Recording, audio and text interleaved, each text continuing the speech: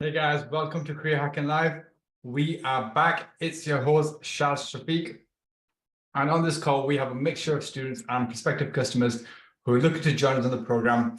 And we are here to give you a taster as to how we work and to answer any questions you have.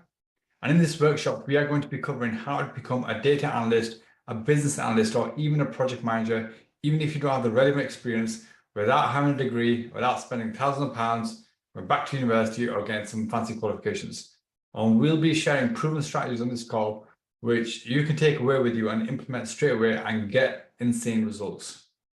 Now, I've invited a student who's recently secured a job where they come from all sorts of backgrounds, sales, admin, come with international student backgrounds. They managed to secure high-profile jobs. And they'll be sharing their journey as to how they managed to secure a role. Now, just before I do that, I really want to ascertain who I have on this call right now.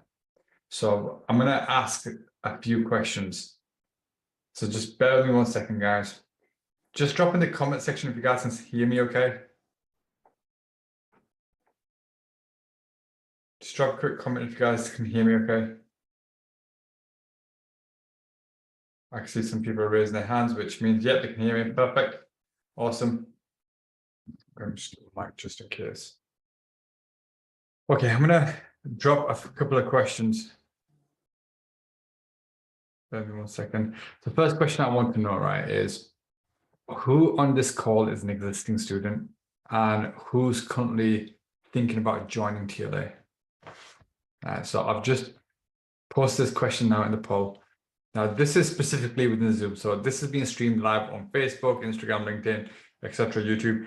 But this is, I'm in Zoom right now. So the base that can see this question is who's on Zoom. But if in the comment section, if you want to state whether you're an existing student or thinking about joining, and we'll reply to your comments very shortly.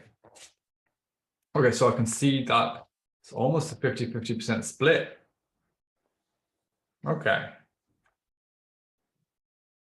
So you've got 48% who, 49, almost 50% currently students, and we've got another base 50-50 who are thinking about joining. Okay.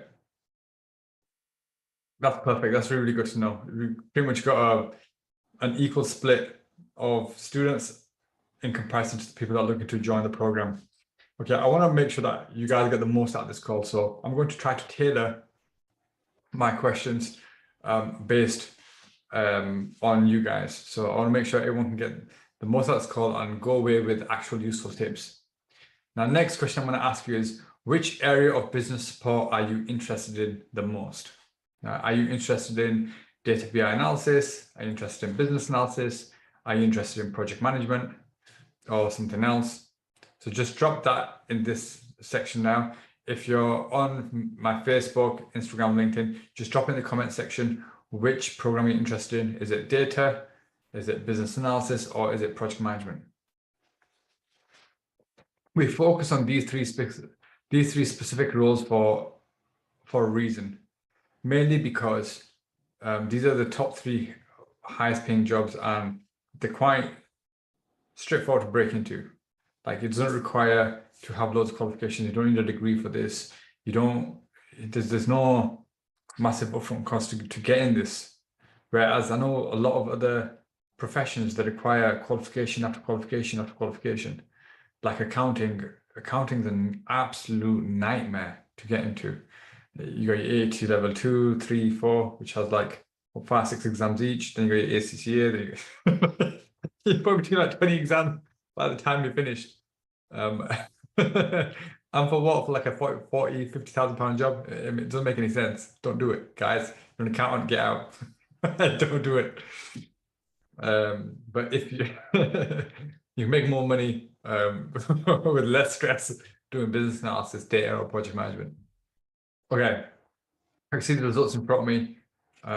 Okay, data BI analysis about 20%. We've got about 88% of business analysis. And we've got about 25% in project management. Okay, great. Perfect. So we've got mixed batch, mixed audience. Okay. Next one is, which area of recruitment do you struggle with the most? So do you struggle with CVs the most? Is it getting interviews? Is it conducting presentations, or is it the actual interview itself? Which area do you struggle with the most? Okay, I see majority of votes are going towards CVs, getting interviews. Okay, getting interviews tends to be a really, really big one. Okay. Could probably be so, because if you're looking to switch careers, it's not the easiest thing to do when looking to switch careers. You're trying to translate all your existing experiences into this new career. So it's hard to translate that across with very limited knowledge, or if you don't know the right keywords. So I completely understand. Okay, so getting interviews. So, okay. So getting interviews is linked to CV. Because if your CV is really good, naturally you will get calls. But then it could be that, you're on the phone to the recruiter and you don't articulate yourself in the right way, in which prevents you from actually securing an interview at this point. So that could be an issue. Okay, and then conducting presentations and interviews. Fine. Okay. Roughly similar split, but getting interviews seems to be the biggest out of the lot on CVs. Okay. Okay, last question that I want to ask is, okay, so this is a specific question for all those that are looking to join. So all those that are thinking about joining TLA, I want to ask you, what is currently holding you back right now? Is it that it sounds too good to be true? Is it not sure how it works? Is it too expensive? Or you're not sure if it's value for money? That's what I want to know. Like, I want to know where everybody's head is at. For those that think it sounds too good to be true, guys, like, we've been doing this for a long time now. It's been 4 or 5 years. My personal story, for those that don't know me on this call, my name is Shaz Shafiq. I literally went from age of 21, earning £15,000 a year, working in dead-end jobs, call center jobs, selling chocolate peanut butter, right? Doing door-to-door sales, to earning £150,000 a year by the age of 25. It took me 4 years to 10x what I was doing. And by the age of 27, 28, I got out the field and set up TLA with the other 2 co-founders, colleagues, and best friends, Raj and Hassan, where we've now created this monster of a machine, right? Where we can literally get anybody to, become a data analyst, business analyst, or project manager. We've recently just launched, just Monday, we've launched a guaranteed version of the program specifically for students who require more one-to-one support, and one-to-one mentorship. And I'm super, super excited. We actually piloted this program last year, where we took on a batch of, it was actually 6 students that we took on, and all 6 managed to secure a role within 45 days. Mad, right? We had people from all sorts of backgrounds. We had Shri, who was unemployed for 6 years. She got a 60K role. We had Neha, who ended up becoming from a teacher to a business analyst in a 45K role. We had Kunal, who jumped to like a £550 a day contract. So we had a lot of these guys just jump to really high-end jobs at the back of the program. So it really, really works. So it may sound too good to be true, but it's mainly because if you're earning 20, 30K and thinking that you can earn 50, 60K, it seems like too much of a stretch. And you have the core beliefs in you where you feel that, okay, well, you have to do so many qualifications, you have to go through university, and only then you can, get to those levels. Or, by the time you're 40 years old, then you can achieve about 60, 70K. It's not true. It's not true. You can do it within 2-3 years max, like probably short time. You just need the right guidance and the right way to do that, because your skills right now, they can be undervalued in one market, but it can be overvalued in another. And that's good, because if it's overvalued, then you can get paid that overvalue in your skill. So it's more about that than anything else. But then it's just thinking that, okay, if you do get to 80K, then you need to believe within yourself and be confident within yourself that you can value yourself that much and actually deliver. So it's more of a confidence thing. It's more a battle within yourself more than anything. You are worth that much and you can do it. You just got to be open to learning and learning fast. For those that are not sure how this works, I'll explain in a very high level overview. The way our programs work is we provide you with a certification, we provide you with hands-on project experience, And then we also give you the recruitment support. This is for the type of people, for general struggling professionals who are earning 20, 30K, 40K, 50K, who want to go way beyond, right? BAs start from like 40K and it goes as high as like 160K. And there's over 27,000 jobs in the market right now, of which around 4,000 were just contract jobs. Pure contract jobs paying £400-500 per day contracts. And best thing is you don't need a degree to get in. You don't need like these fancy qualifications. Like if you've heard that you need somebody, you don't need any of these qualifications, right? You just need the basics. But a lot of this market is driven by experience and results. The more you align yourself to getting experience and results, the faster you'll go and the higher you'll go. So it's more about that. In the business, this market is not regulated like accounting or being, pharmacist or doctor, medical. It's not regulated like that. So you don't need all these qualifications. So that's why it's easier to break into these kind of roles, whereas data analysis, business analysis, or project management, because the risk is on the employer. But if they're paying you 50, 60K, they want to see your ROI, they want to see return on investment on you. They want to see that you're able to actually save them 400-500K at the back of it. But I divert. I'm going to go back on track. For those that are not sure how it works, head on over to transformlearningacademy.com. Check out the business analysis program page or data or project management page and book a call to speak to one of our career coaches. And they will talk you through whether or not the program is the right fit for you. We only like to speak to people where we feel like we can actually genuinely help them. That's all it is for us. So get on a call with a career coach and they will talk you through whether it's the right program for you. For those that think it's too expensive, guys, honestly, like it depends what you value more. Is it the price, or is it the actual results? If you value results more and you want to get into a high paying job, £2,200 is nothing, right? 2.5, 3K, whatever we charge it for whichever program it is. Even for our high-end programs like 6, 7K, it is absolutely nothing.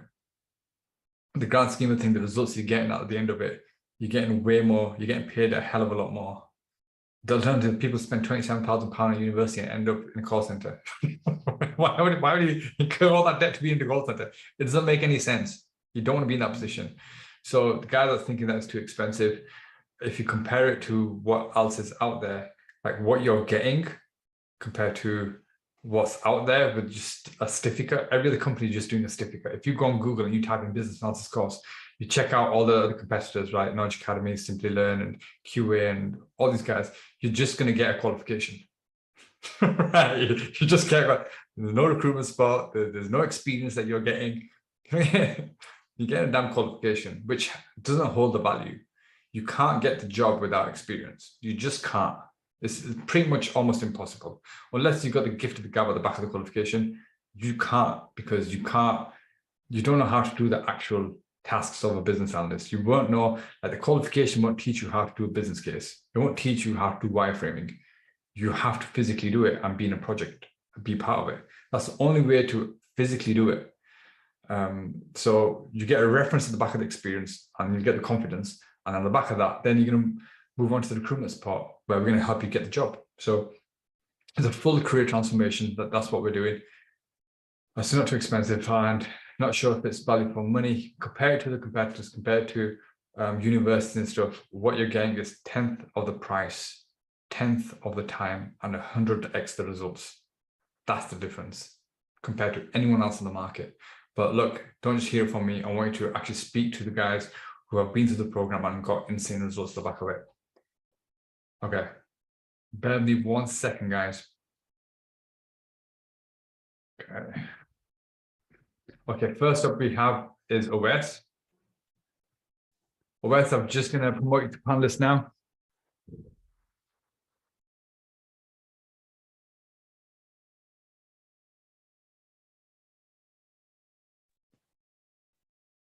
Hey, Shaz. Hey, OS, can you hear me okay? I can hear you well. How are you doing today? Yeah, I'm good, thank you, my man. First off, massive congratulations. You are officially a career hacker. How does it feel? Feels good. Thank you for everything, Shaz. Thank you for the help and to Akib as well. Akib was a great help, and Zahaib. They really helped me. Yeah, while I was kind of struggling with it, they really helped me kind of pull through. That's amazing. So guys, for those that don't know, this is Mohammed Owais. Owais managed to secure a data analyst job. Owais, what were the problems that you had prior to joining us at TLA? I think kind of the problem was I wasn't really sure about what I wanted to do. So kind of just finished university 2 years ago, and I was kind of looking for roles that I could really do, which is only kind of Excel roles. It was kind of, okay, just finished university, not sure what I can do, so I'll just do some basic Excel role.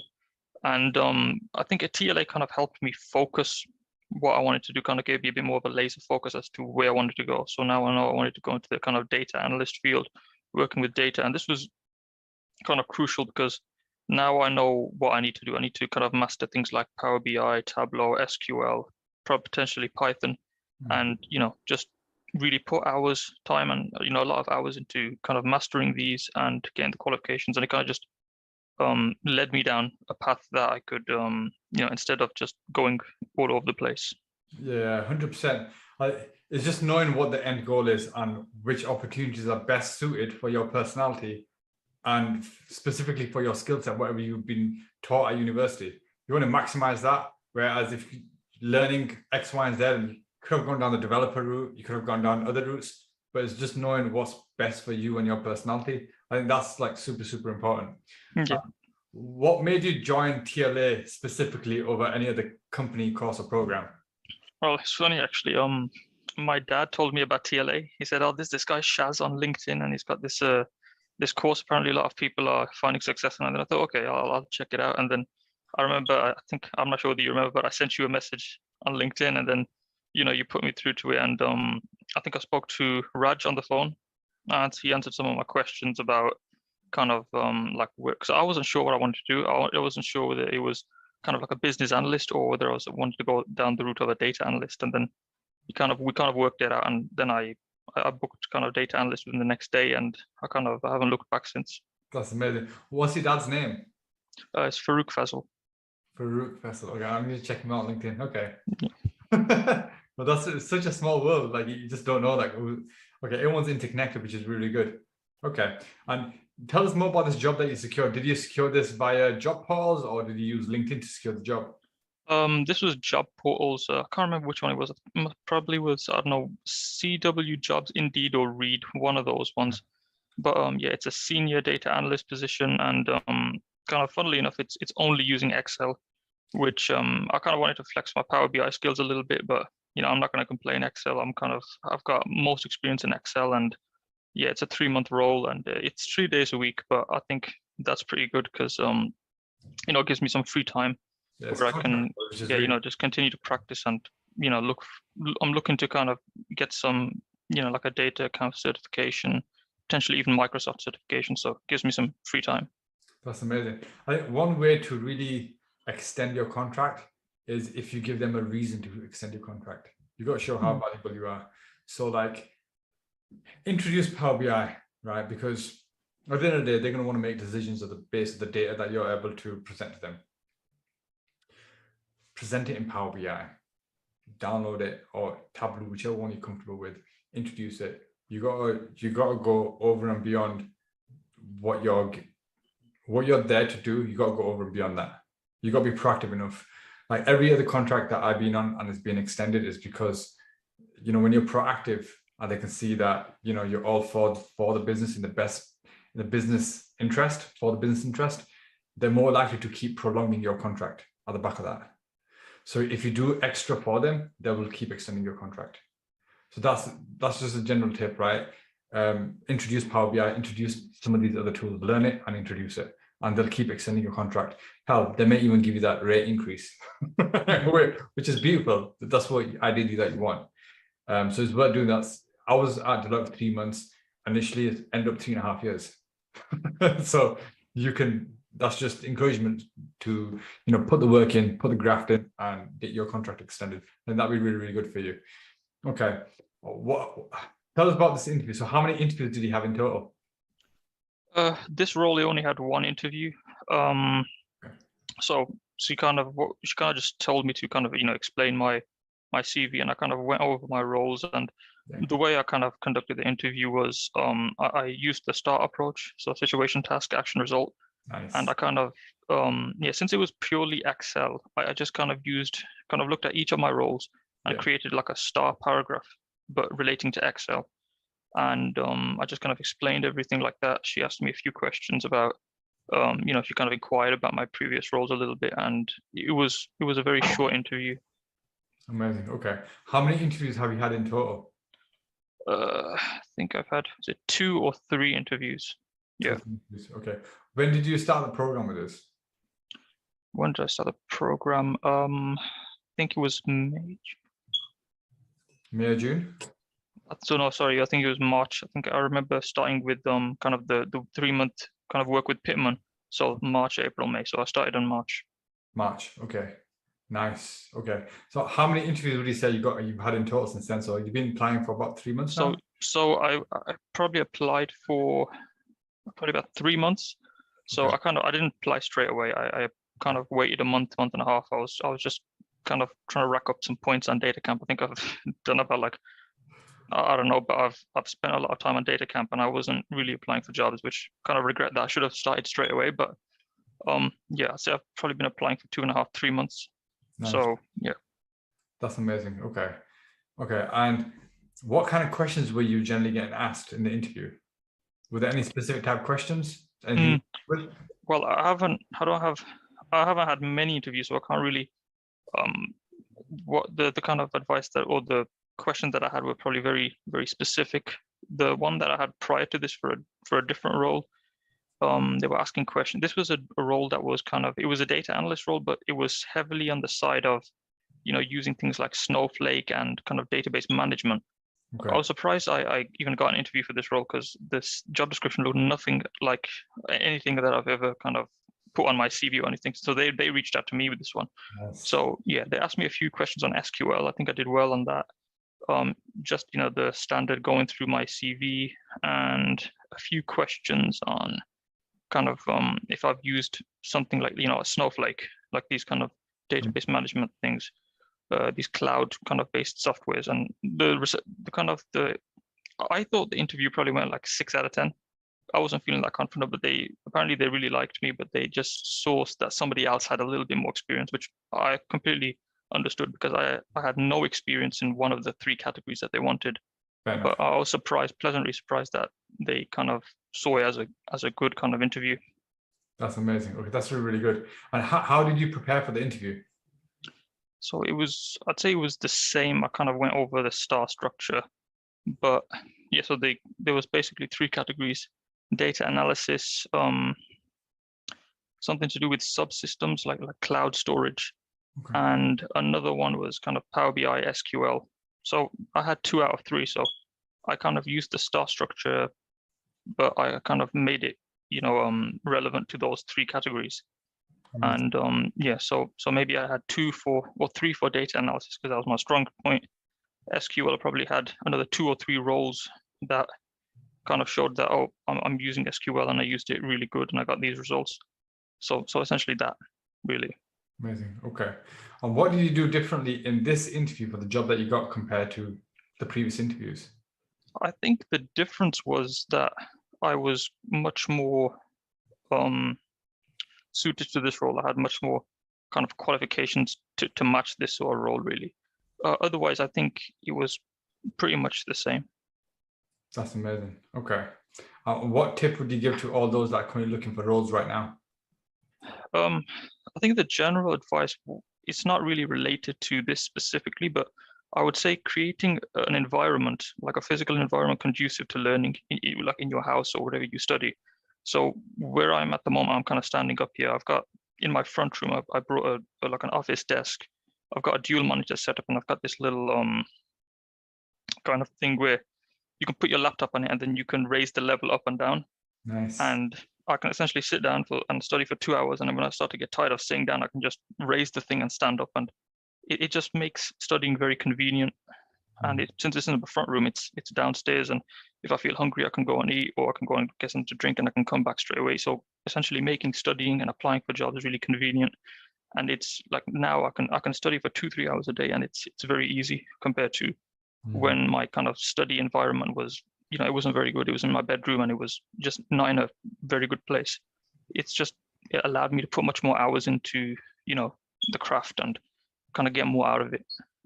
That's actually really, really good advice. I've actually never heard that advice on Career Hacking Live before. You gotta make the setting, make the environment to a point where you can fully dial in, fully zone in, and either apply for jobs or study. That's actually really, really good advice. Because then make sure that you actually get the job done. You're zoning in, you're in your zone. So you can really put the effort in. That's actually really, really sound advice. Yeah, it kind of happened by accident, really, because my first role was a remote role, my kind of role previous to the last one.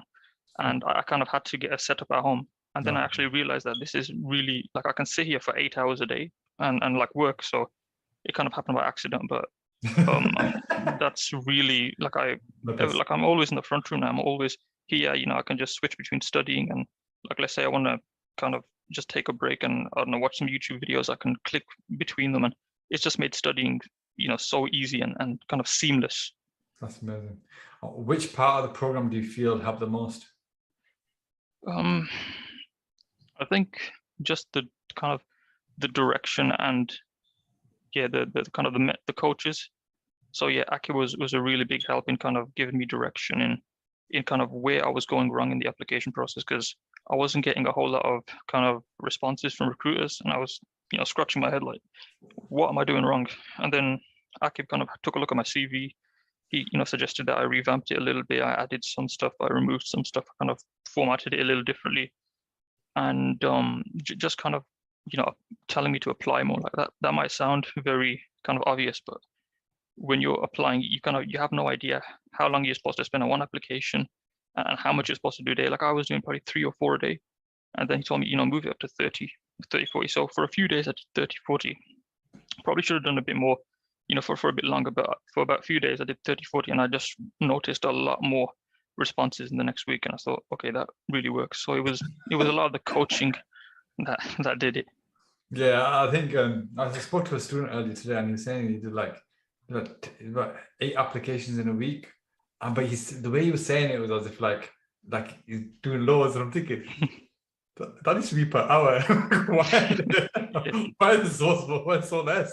Like, because there's so many jobs out there. It's not like there's 5 jobs out there. The thing is that with the job market as a whole, whenever you apply on job portals, actually they just have a huge list of candidates that have applied for the role, and then they'll just pick either some work in a systematic way, others they'll just pick specific names, and they'll just open the CV and give the candidate a call, and then they'll just interview. But once that position is filled, there's no need to keep ringing. So they'll shortlist it, they'll pick out like maybe the best 10. They won't just ring all of them, the full 100 people that have applied. They wouldn't do that. So I think you just got to be very methodical, and it's just about gaining attention from the recruiters and employers. You got to be very, very super focused on that. So the more you apply to the better. I'm sorry about this. I gotta run. Oh, no worries. That's fine. I really appreciate you joining this call, man, and I wish you all the best, man. Yeah, thank you so much for everything, Shaz. I'll see you later. No worries, top man. Cheers, buddy. Thank you. Bye. Okay, guys. Next up now we have is Osman. So Osman is going to join us, who also secured a data analyst role. Bear with me 1 second.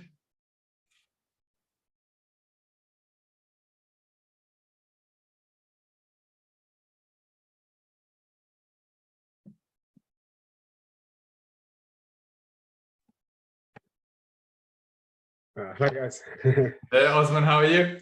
Yeah, good, thanks, Chaz. How are you? Yeah, not bad. First off, massive congratulations. You are officially a career hacker. How does it feel? Oh, thank you. Yeah, it feels amazing. That is amazing. No, I'm really, really excited for you, man. Really, really excited. Okay, you got to tell us a bit about you. What's your background? Yeah. Okay. So I studied accounting and finance at university. Sort of came out, didn't really know what I wanted to do. I did consider doing my chartered accountancy. I actually did start it as well. Kind of self-study, self-funded as well. But to be honest with you, my heart wasn't in it. I was just kind of doing it because I genuinely didn't know what to do. And if you actually think about it from like, if I kind of really deeped it as well in the sense that like, if you're lucky when you kind of qualify as a chartered accountant, you'd be lucky to come out on maybe a 33, 34K salary. That's kind of like max tops. And then from there, it's kind of experience and you work your way up. And for that, you're sitting about 14, 15 exams. You need 3 years worth of experience. It wasn't for me. Like, I'm not taking anything away from the qualification. It's definitely a great qualification, but like it didn't make sense for me because I think ultimately the only reason you kind of go into a role is financial, right? Like I think that's everyone's biggest motivator, and it wasn't for me there. And then I started kind of just looking elsewhere what I could do, and then I sort of just I had a couple of friends in the data industry, but I didn't have the skill set. So then I started kind of looking around, and I came across a few different academies, a few different boot camps, but TLA, they kind of just stood out to me. And then, I sort of came to you guys and then managed to sort of land a role for everything I learned with you guys. That's amazing. Yeah. Okay, and why did you choose to join us over any other company course or program? I think I think firstly, so when looking to courses, I think it's important to see it as like an investment in yourself. So kind of like, okay, I know the price is a factor, but don't look at the price. That should kind of be the lowest, because a lot of these places, they'll have like payment plans and everything. So I didn't really consider price like that. So ultimately I knew like the value I'd kind of be gaining from the actual course itself would be greater than that. But what kind of really stood out about TLA was they kind of offered just the whole package that they offered. I couldn't actually come across another company that offered that. So for example, what I found was very common in this kind of industry was that you get a lot of kind of like boot camps in quotation marks, and where you pay literally like £3,000-4,000. They'll send you to like a hotel in the middle of nowhere, and you sit there for like 2-3 weeks. And like you just think like I don't know. Okay, for some people maybe that's amazing, right? You're like doing this 8 hours a day, but to me, like I just couldn't see the point in that. Like I'd rather like sit at the comfort of my own home, get the value from like just the experience with Pitman education as well, and then just the job support after. It was just kind of the overall package that really sort of stood out. And the initial sales call, I think it was with Raj, if I can remember. It was a while ago. It was back in like March time. But Raj, like, we had like, it was about 2-3 hour sales call. We sat down, we had 1,000,001 questions, and he answered them. And too much from that call, I was kind of decided I was going to go with TLA. That's amazing. Okay, and tell us about how you got this job. So were you applying on job portals? Were you applying on LinkedIn? What was your strategy like? Okay, so like prior to getting this job, I didn't really have a strategy. I was kind of just applying on everywhere. So mainly actually kind of CV library, Read, and LinkedIn. But I'll be honest with you, I genuinely just wasn't getting anywhere. So I really had to kind of just take a step back and just look at what I was doing. And then I spoke to, I think it was Hassan. He told me to check out JobServe. And genuinely, like, I'm not even lying. I think the job I've got now, it was the 3rd job I applied to in JobServe. And I remember actually this afternoon, it was a Friday afternoon, it was like in early August. I applied to this job, it was around 3 o'clock, and I got a call at like 3:15 from the recruiter saying they'd seen my CV and they'd be interested in progressing it for like just first stage and stuff. And I think to be honest, what the key, I found JobServe very useful. So even like the whole process of me getting this job, I was supposed to go through 3 interviews. It was about a 5-6 week process from like start to finish. So obviously in that time I was still applying, and I kind of just migrated fully to like JobServe, and I wasn't using anything else. And I got to the stage where I think I had days where I actually sent over like 100 apps.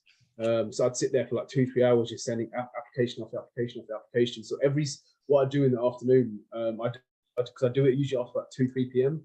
because at that point, recruiters had already uploaded their jobs for that day. So I'd search by most recent, and then I'd just apply like that. And I'd literally apply to every single job that was added to JobServe for that day. And I managed to kind of get to a stage where, because you're applying to so many, you get so many responses. I had about a 3-week period where I either had a telephone interview or like video interview every day. And some days I actually had 2 interviews. not because I'm amazing, like far from that. It's just purely because of the numbers I was applying to, and I think that's just what's key here. I think people kind of get too hung up on like just one or two job applications, spending a lot of time on that. I'm not really a big believer in that. I truly believe that it's purely about quantity. Just get your CV up to scratch, get your cover letter up to scratch, and just get it out there. That's amazing. And what type of questions were you generally getting asked in the interviews? So it was like kind of the standard questions, but just in like different variations. So for example, they'd like ask you about your strengths, but it might be, for example, what would a previous employer, what would they say your strengths were, as opposed to what do I think what are my like biggest strengths, or what would your parents say your biggest strengths were, or what would your parents say your weaknesses were.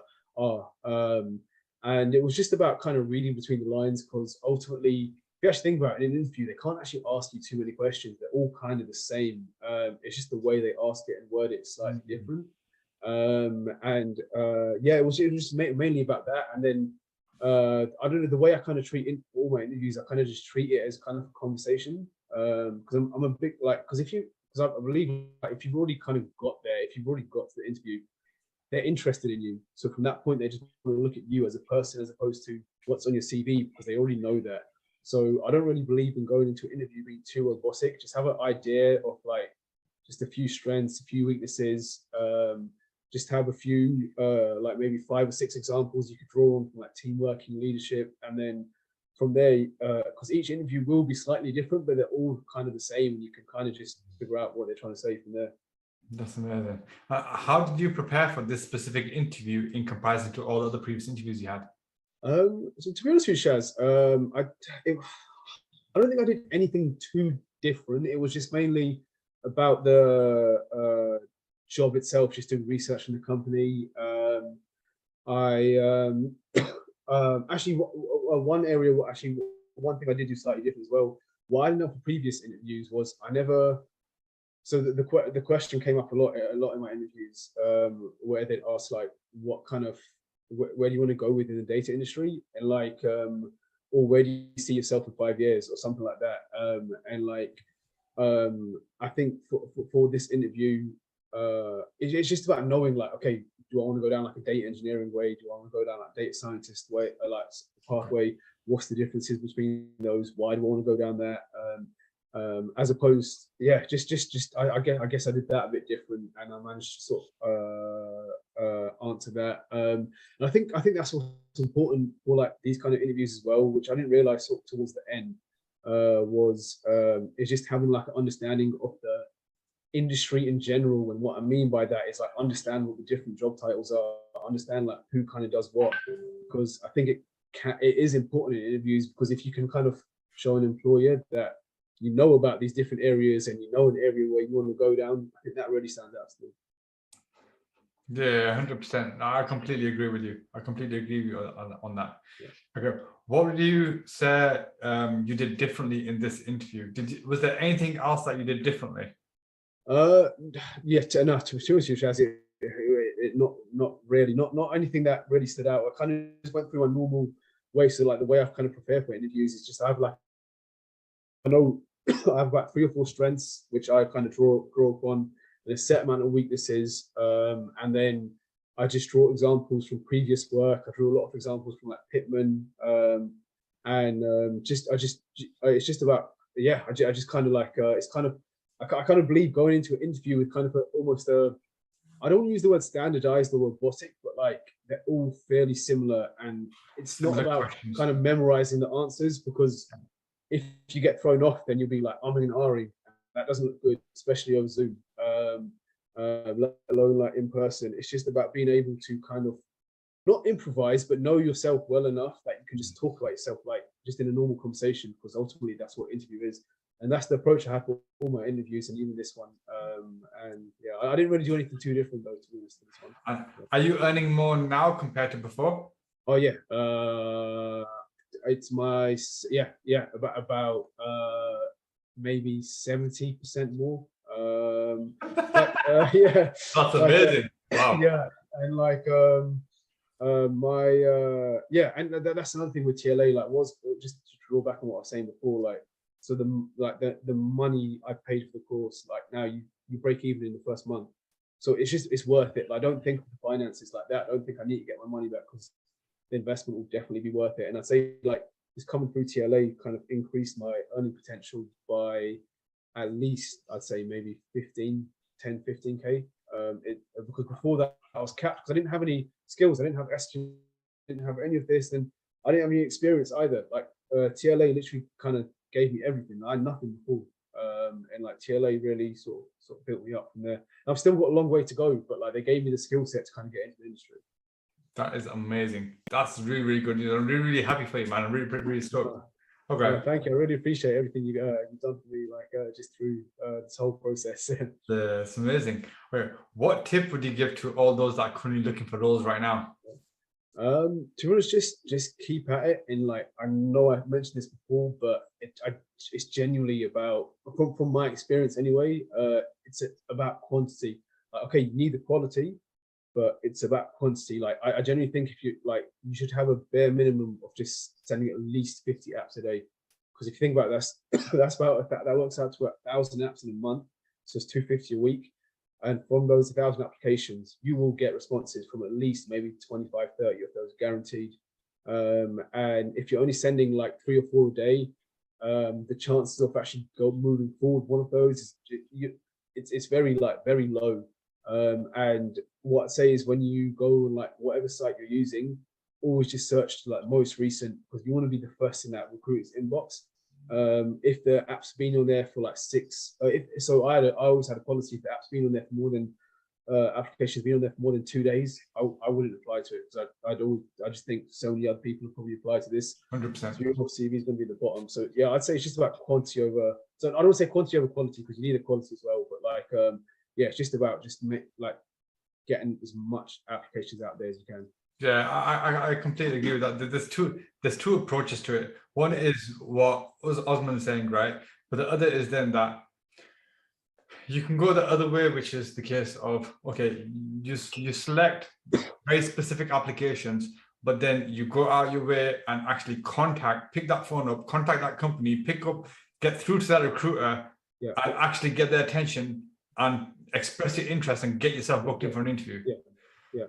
And if you can mix both of them together, you're gonna win, right? So exactly. you've got now the quantity out there, but then you're also trying to get the attention. So that way you're getting a hell of a lot more interviews, because it's just an attention game. That recruiter, he's trying to fill that position up, and he's got thousands of candidates in his list, which he's trying to send an email on. He's trying to go on LinkedIn.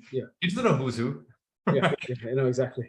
So it's just about getting attention. That's all it is. And if you can get the attention, then you're going to win compared to every other candidate that you're competing against. Yeah, exactly.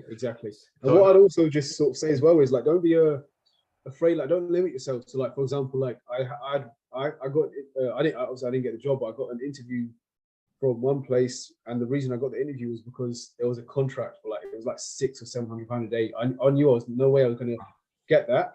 But I just applied to it anyway. And then the recruiter reached out to me saying, okay, we don't think you're qualified for this, but I'm hiring for another role, like a lower down role in the same company that I think you'd be more suited for.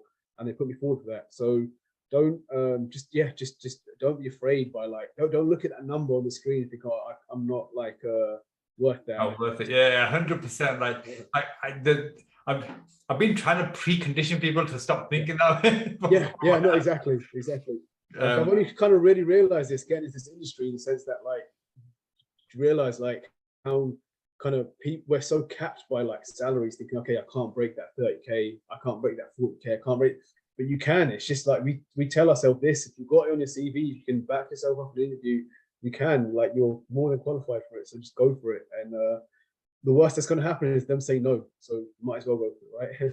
Yeah, 100%. That's the worst thing. And the thing is, you only need one client. Exactly. You just need one yes. Exactly. Right. So if you apply to 20, you're gonna get one. You get one person to say, yep, I'll give you 60K. Yeah, exactly. So it's the right attitude to have. Don't have that cap in your head thinking that, you know what, I'm earning 20K right now, max I can do probably another 20, but another 5K. Yeah. I'll be happy if I'm not 20. No, that's their baby numbers, right? And you have to put more value on your time. Yeah.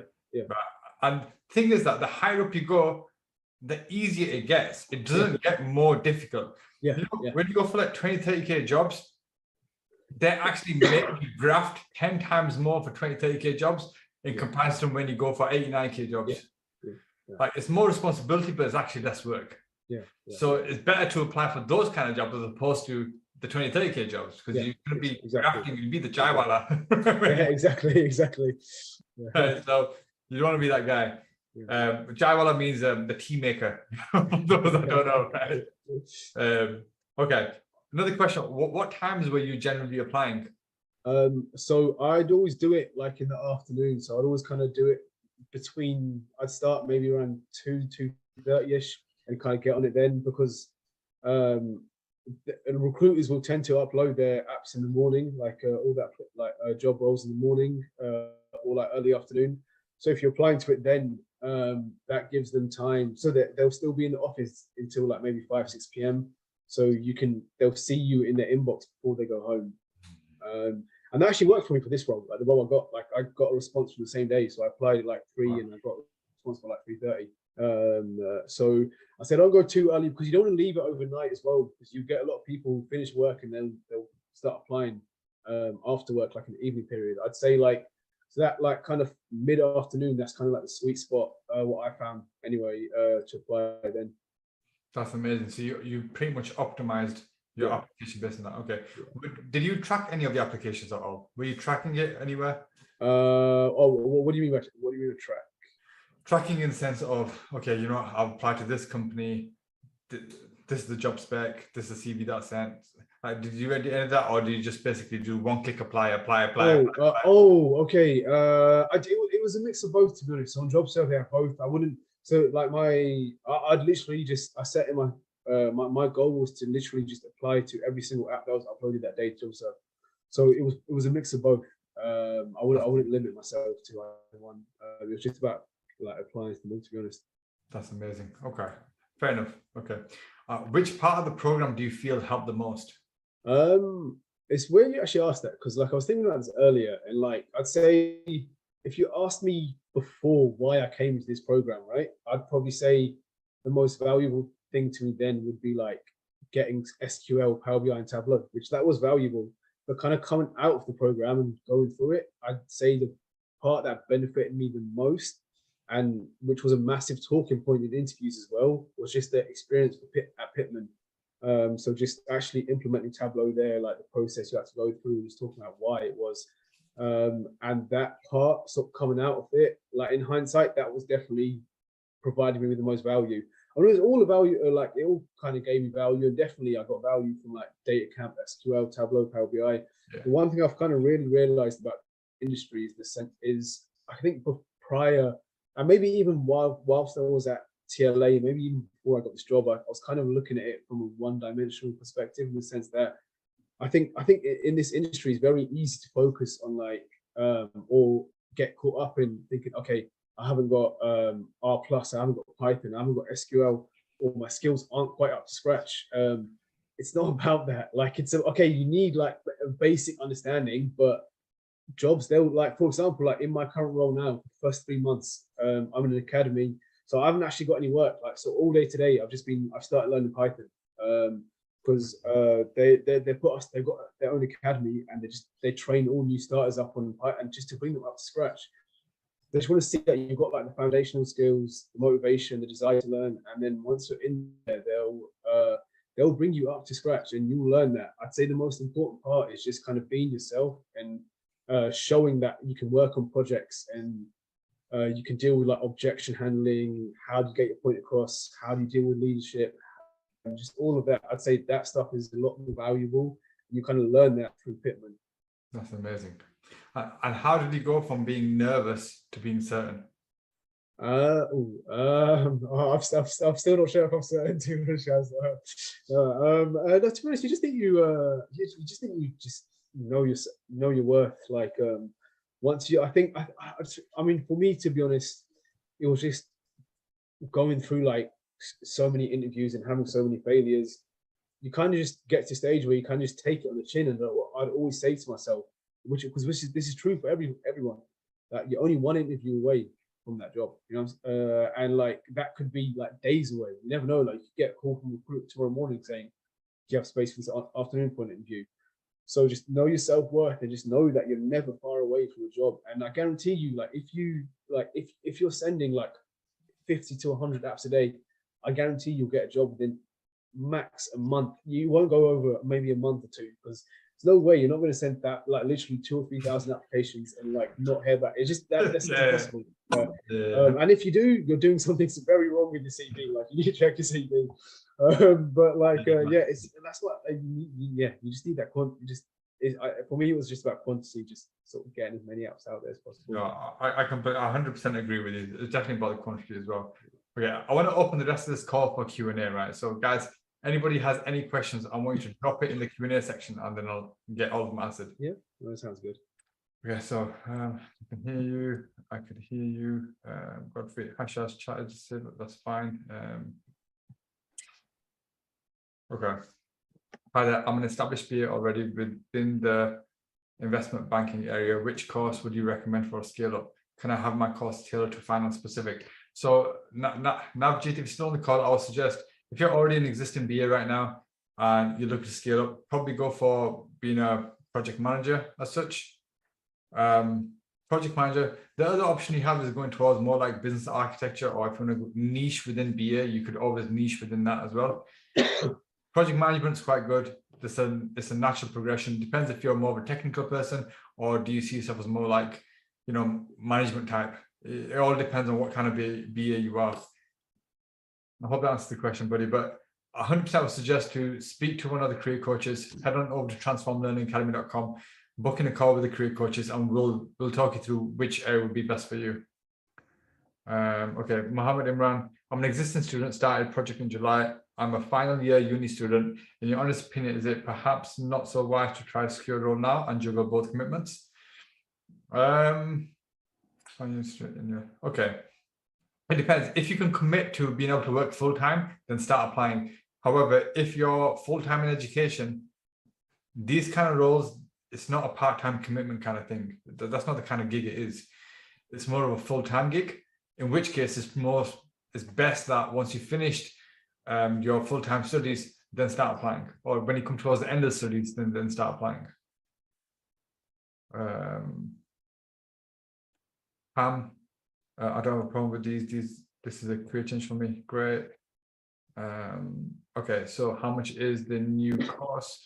Okay, so we have different type of courses, from BA to data to project management. All our courses, they pretty much vary from like £800 to like £6-7 grand. It just depends on what it is that you're after. But it's best to speak to a career coach. They'll guide you, tell you what's best for you based on your situation and how we can help you get to that promised land. Okay.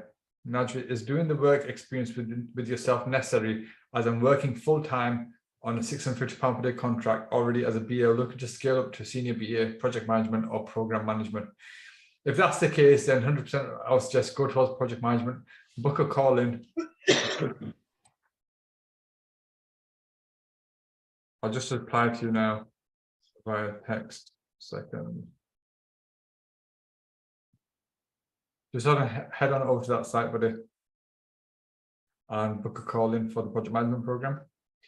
How much would it be if I want to start in December? It just depends. We do different promotions throughout the year, but overall pricing structure that we have eventually is going to increase, just mainly because of the back of the results that we're getting. There's not the results that our students get typically. It's not like they're going from 20 to 25k jobs. They're making big jumps and big strides. So, and when we get so many results, naturally, and at the back of that, we're putting a lot of resources in trying to close that time gap as to how long it takes for our students to get the results themselves. So by having accountability coaches, by extra coaching sessions, etc., we're constantly investing back into programs to make it even better for you guys. So it's just Kiki, it just depends. But keep in touch on emails, speak to career coaches, and they can advise you accordingly. I cannot afford it, hence it's expensive. It all comes down to the same thing. Is it price or the results? What would you suggest, Osman? It's worth it. Like, I mean, it's an investment in yourself. There's payment plans.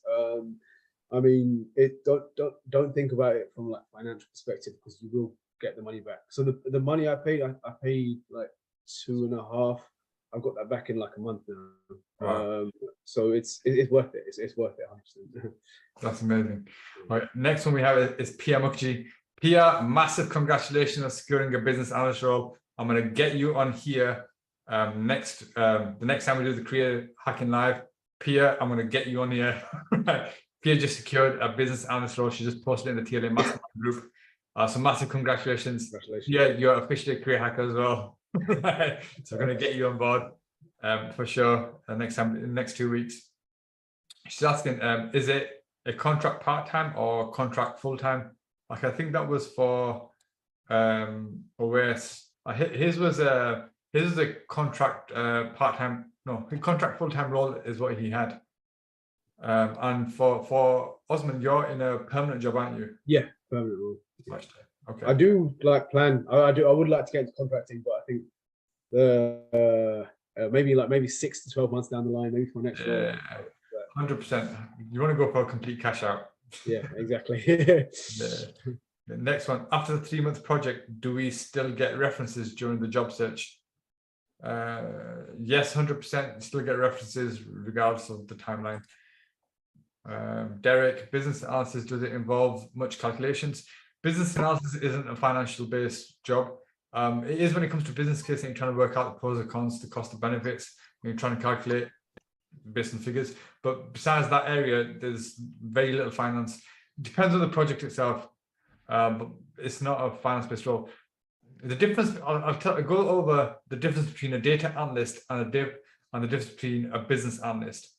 So how it generally works in a corporate environment is that the data analyst team, their job is to extract, cleanse, and present that data across to the management teams. Right? They'll manipulate the data, they'll clean it up, and they'll present it to the management teams. Management teams will look at that data and they will decide what changes they want to make based on the data that's presented to them. You know, operational changes. They want to save time, save money, or make money. And the changes could be process change, a digital change. It could be a new regulation that's come in. Any one of those changes to save the company time and money. Once they've decided what changes they want to make, that change will now become a project, and they will hire a project manager and a business analyst according to that project. Now, and the business analyst job is just to be the middleman, the translator between the management team and the technical teams. They're like the go-to person. Their job is to provide the best solution possible to the problem, to gather all the information on the solution, and then to liaise directly with the technical teams to help develop the solution. And just to be that middleman, aiding, going back and forth with status updates. That's pretty much what you're doing as a BA. The PM's role, however, that's to manage the entire project. So they're managing all the resources, making sure it's all done within time, and it's all done within the budget that's been allocated. Now, they're the 3 differences between all 3 jobs. Now, if you're a technical hands-on person and you like technical, go towards being a data analyst. That naturally makes 10 times more sense. However, if you're a person that you're a strong communicator, but you don't like the technical as much, or you don't like working on your own, business analysis is the best. Project management is only good if you've managed a team before. If you manage a team of, say, 5-10 people, even bigger teams, then go for project management. It makes natural sense. But that's in a professional environment, not if you're in a warehouse, a restaurant. It's a different type of management, different type of industry.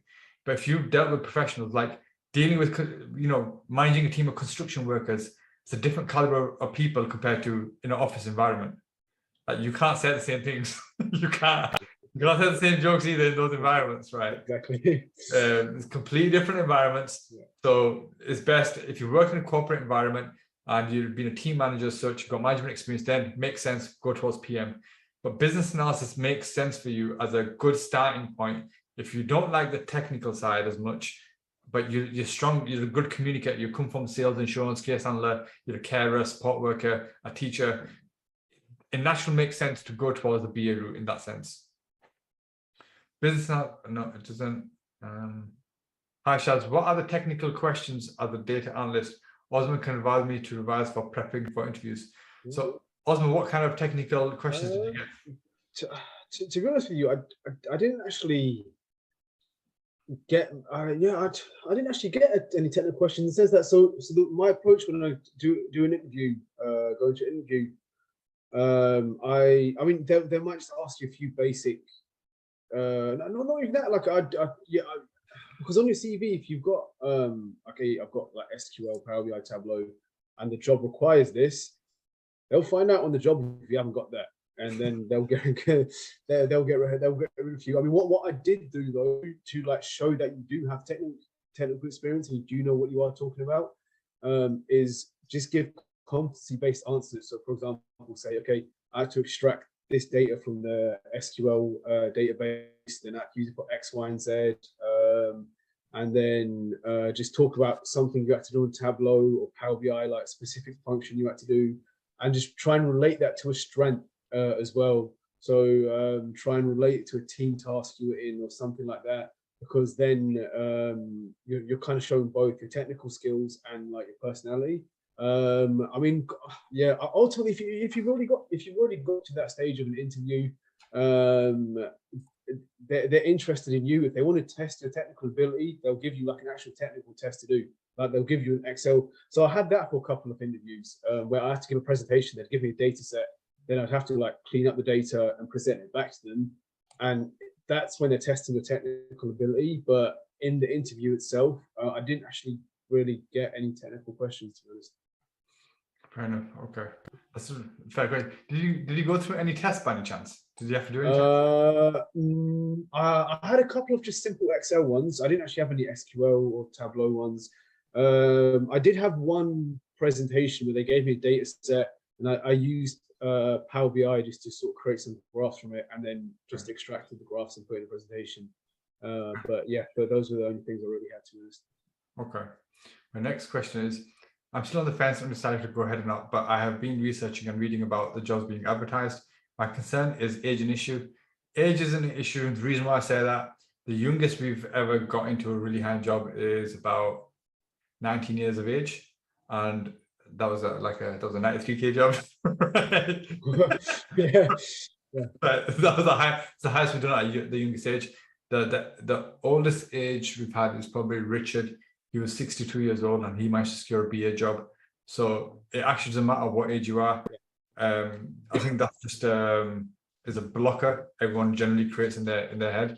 But it's not. Don't use that as an excuse for you not to be able to secure a high-end job. Okay, is age an issue? And also at an interview, they will look at previous experience, and the only experience I will have in this field would be the one obtained from TA. How do you get around this? Look, ultimately, how we generally work is that we will help you adapt all your previous experiences into business analysis-based experience. We'll help you translate that across. So any previous experience that you have, right, you have some level of transferable skills in those experiences. We'll help you translate that across using our methods that we have. I hope that answers the question.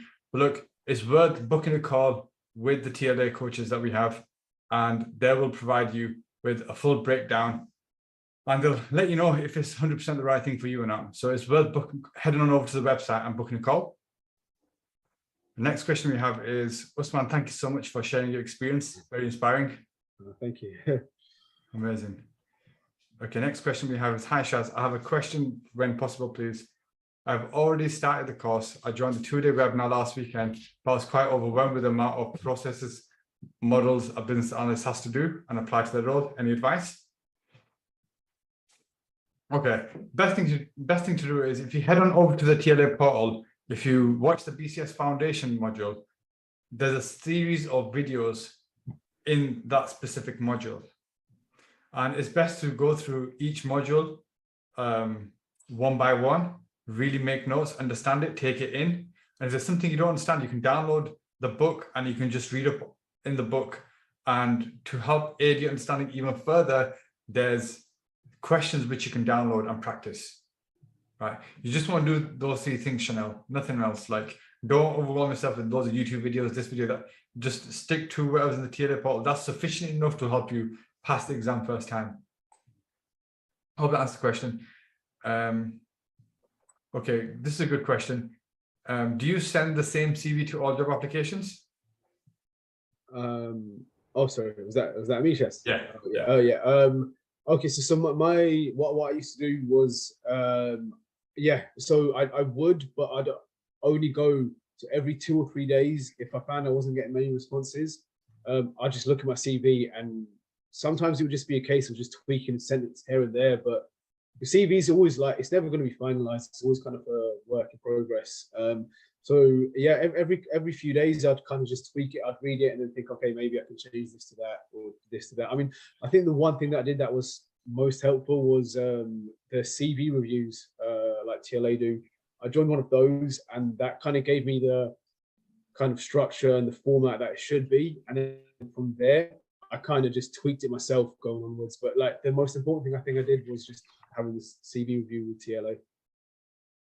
Yeah, no, that's really, really good. We try to, all the coaches that we have there, they have the exact same training, right? In terms of giving a very standardized way on how we approach CVs, because we've tested so many different CVs in different formats, and it really, really works. When we get out there to the market, it really, really works. In terms of the amount of responses you would get at the back of using very specific CVs and how it's laid out. So it's all formula driven. It's not something that you just like guess and just put random stuff anywhere. Yeah. It's very specific. We know what works, what doesn't work, and we share that with the base. Okay, I'm going to leave it to the last 5 questions because I think we're getting on with time and stuff. Okay, 1 second. Let me just pick it out for you guys. Okay, the other worry is taking a job and then you find that you cannot perform and it's because of embarrassment affect your reference for the next job. How do you get over that? Look, I think everyone has that fear, but the good thing is, right, we give the 1 month on the job support as well. So even if like you've managed to secure a job and you're only able to perform, ultimately, right, there's not going to be any new problem that you're going to solve that's not already been dealt with. So what I'm trying to say is that you just got to be super resourceful. You just got to find out where to find the answers. That is all you have to do. Just find out where to find the answers. You got Google, YouTube, you got existing business analysts, data analysts, or project managers within that company. You can ask, you know, look for previous templates or previous projects they've worked on. You got access to that. And then you got us coaches as well on top of that, where you can, where we'll be on hand to answer. We do specific coaching calls. You can join those coaching calls and we'll be happy to help you in that. So it's more than enough support to help you. And to be honest with you, the other post-job support that we do provide, students have only got in touch like once, and they just get on with it because they have access to all the resources anyway. So they just get on with it. So it's never been an issue. But don't let all this prevent you from making decisions or going forward. Like behind that doubt is the person you want to be, and you just gotta attack it and power through it. Okay, I qualified as a FCCA back in 1996, which is the best course for me. It's best to speak to one of the career coaches. There's more questions to ask than just knowing what qualification you did back in 20 years ago, 20 years ago, right? We're going to ask more questions. All that we care about is what you've done over the last 5-10 years, because you're only as good as your last performance. No one cares what you did 20-30 years ago. It makes no difference. Hi, guys. What would you advise to someone who is trying to transition to business analyst role? I did politics at uni and I've been working in accounting for 4 years, so I'll be brand new to tech. Get out of accounting. Yeah, exactly. That's a get out. There, trust me, get out of here. Okay, looks like you heard our advice. God has sent us down here to talk some sense to you. Yeah, exactly. Exactly. Best thing to do, be working in account for years. So okay, so regardless of whether you're brand new to tech or not, you need to start from somewhere. It's not massively technical work. It's just understanding how to go about implementing change. If you go towards business analysis, it's just understanding the change life cycle, and you apply that from company to company to company. Yeah, each company is different and the industries are different, the changes are different, but that's something you're only going to learn with experience and time. That's not something you can pre-learn. And when you get that experience, and we'll give you that experience, so you don't even need to worry about that as much. So 100% speak to the career coaches. They will advise you more in terms of which route is going to be best for you. So I'll 1 second, bear with me 1 second. I'm going to drop you a quick link. Bear with me 1 second. I'm going to drop a link in the chat section. Osman, just let me know if you can see this in the chat section, please. Yeah. 1 second.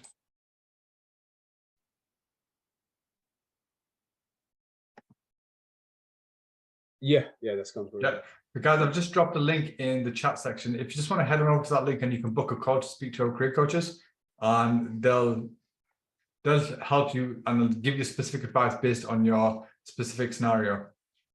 Okay, I am already on BA program with you. Who at TLA can I contact to help me tailor my CV using previous non-BA experience? Godfrey, the best thing you can do is head on over to the coaching calls, which take place Tuesdays, Thursdays, and Fridays at 7 p.m. Next one's tomorrow at 7 p.m. You'll be receiving an email, but besides the emails, you also head on to the TLA Learn Worlds portal. And if you head on over to the CV Mastery module, at the bottom, you can see coaching call details. Head on over, click that Zoom, fill the form out, and they'll give you the support that you're after on the coaching call. Will I still have access to job support at the end of studies, or will I hear it's expired? Haha. No, of course you'll still get access. Mohammed will 100% honor that. How do you handle the situation if you secure a role and then you get a better offer a few weeks down the line? Look, if you've not started that job already, then you can always use it as a negotiation tactic. If you started that job, then you don't entertain any other job. Just honor it and go with it. There'll be loads of other jobs out there. God has put you in that job for a reason. Right? For the best way of looking at it, the job wasn't for you. You started this one. Best to honor it. Do it for a period of 6 months to a year, then go for other. But it depends. If it's a massive difference, like a good 15, 20K difference, 100%, get out of that job, go to the other one. Just depends how much they're paying. What advice do you have for someone who lacks confidence in selling themselves as a BA? Well, best advice, just learn how to sell. Learn how to sell. When it comes to the interview portion of it, do something called interview scripting. So look at all the questions, and I want you to devise a script for every one of those questions and just go away and rehearse. Rehearse, non-stop. So it's at the tip of your tongue. That's the level, Samantha, that you need to get to. And then your confidence will naturally increase alongside that. Okay, a couple of more questions then. There's a lot of questions. Are your courses better suited for people looking for full-time roles? I mainly consider this course to skill up to get a remote contract role in addition to my current full-time role. Yeah, 100%. So if you want a side gig as a BA and you want to do 2 jobs at a time, that can work. The other thing would be, if you're working full-time right now, a lot of the project support calls we do, it's all done around the clock. So usually evenings or weekends. So our general customer base, student base that we have, they're generally working professionals. We understand people have bills to pay already. So we've targeted this program for those who are already working, but they want to skill up and they want to earn a hell of a lot more money. So that's completely fine. It makes no difference. Okay, for Osman, congratulations on securing the role, Osman. I have a question for you. Is the role landed more of a senior role? I noticed you mentioned an academy within the organization. That's the one thing which makes me anxious about applying to higher roles, is going in and expected to just crack on and know it all. No. So it's not. I'm quite. It's not entry level. I'm like kind of between like entry level and senior, kind of like that level. But I mean, so the company I'm with, they're like they don't really start up anymore. They were a startup back in 2018, but they've had like quite phenomenal growth. Like in 4 years, they've gone from 4 to over 400 employees now. So this academy thing it's a relatively new thing, and the reason it's kind of a unique company I'm at. So they're called Red Kite. The reason they started it, the reason they have this academy is because they realized traditionally when people would go into a role, there was quite a large learning curve. So they'd rather just train their like new starters up and then get them going from there. But I wouldn't worry about that, because ultimately every single job you go into, like if they don't expect you to know everything, because if you know everything, you're in the wrong role. You should be going for a role higher than that. They're gonna know, like you should maybe know maybe 30-40% of that stuff of what the role requires, and then you'll be able to learn the rest on the job. And they know that the ultimate role is you're there to learn as well. And you always have like people like in your team to kind of just bounce stuff off and help you. It's not a case of like getting a role and then you're on your own and then you have no idea what to do and then you get sacked. Like, I don't think any role, I hope no roles are like that out there, but like, yeah, don't worry about that. Like, it will be fine as soon as you get into a role. There will be support. All companies will give you support and everything. Oh, smashed it.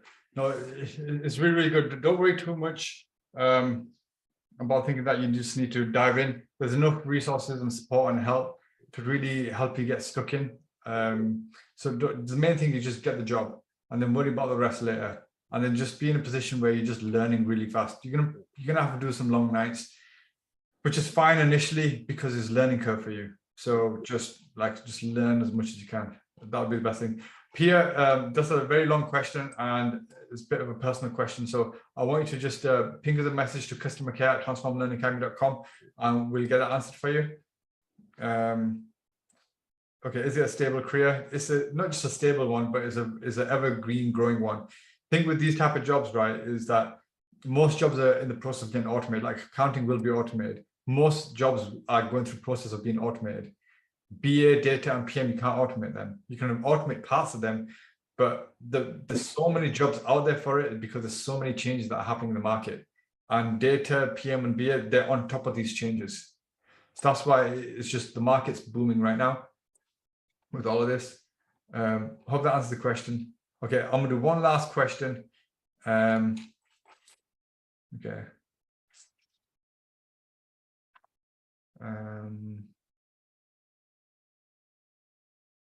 That was not one. Okay, I have two of your current students introduced to TLA by myself. One came back to me that the average salary, I told her was not what one of the career coach was saying. Kindly tell me how much is the average salary of a BA? Okay, average, it varies, right? But it all depends on the level of experience that you have. So for example, if you've got 5 years professional experience, you can probably get to like 60, 70K quite comfortably. If you've got like 2 years experience, you can probably, get into like a 40K job.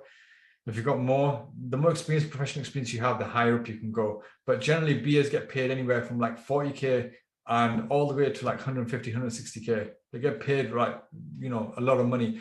Beyond 80, 90K is contracting. Up to 80, 90K is usually a perm job. So 40 to 90K is the scope that you're looking at. But the guys that we have, they're going to like 60, 70K. The average student of ours earns about 65K a year on the BA program, which is pretty insane. It's pretty insane, considering the fact a lot of our guys are coming from sales and admin backgrounds. So guys, okay, we're gonna call it a night on there. Guys, for any more questions, just drop us an email at info@transformlearningacademy.com or hello@let's.shaz.com. Drop me an email and I'll respond to you very briefly. I really appreciate everybody joining us on this call today. Guys, for anybody that's on this call that's on the fence of joining us, Osman, what would you tell them? Just do it. just do it and it's worth it. Like, it's an investment in yourself. Don't look at the money and you won't regret it, honestly. Yeah, 100%. I completely agree. Guys, head on over to transformlearningacademy.com. Head on over to the relevant page, book a call with our career coaching team, and we'll talk you through where you're at right now and where you need to be on a full action plan. And we'll tell you what's best for you. So head on over to transformlearningacademy.com. I'll be more than happy to help you. So guys, until next time, so we'll be running the next Career Hacking Live in 2 weeks' time. So I look forward to seeing you all on the next call. Thank you, Osman. Thank you.